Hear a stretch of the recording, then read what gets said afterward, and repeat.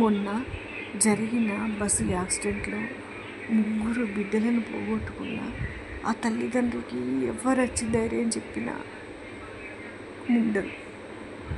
3 బిడ్డలను ఒక్కసారి పోగొట్టుకున్నారంటే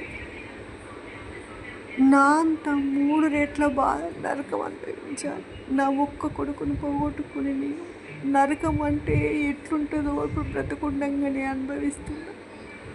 పాపం వాళ్ళు 3 బిడ్డలు, ఎదిగిన బిడ్డలు, 3 బిడ్డలను పోగొట్టుకొని వాళ్ళు ఎలా బతకాలో, వాళ్ళకి ఎవరు ధైర్యం చెప్పాలో, వాళ్ళొచ్చి వీళ్ళొచ్చి ఓదార్స్తుండ్రు, వాళ్ళు చెక్కులు తెచ్చిస్తుండ్రు. కానీ ఆ బిడ్డలు ఎట్లా రావాలి? పైసలతో బిడ్డలు వస్తారా? రారు కదా. బాధ కడుపు కోత అంటే ఎట్లుంటుంది అన్నది అనుభవిస్తున్న వాళ్ళకి అర్థమవుతుంది, అందరికీ అర్థం కాదు. వాళ్ళ జ్ఞాపకాలు క్షణక్షణం నరకం అంటే ఎట్లుంటుందో బ్రతుకుండగానే తల్లిదండ్రులు అనుభవిస్తున్నారు. మనం కన్న పిల్లలు మన కళ్ళ ముందు పోతే ఆ నరకం అంటే ఏంటిదో నాకు తెలుసు. నేను అనుభవిస్తున్నా నరకం. నా శివుడు పోయి ఇన్ని రోజులైనా నేను తట్టుకుంటలేను.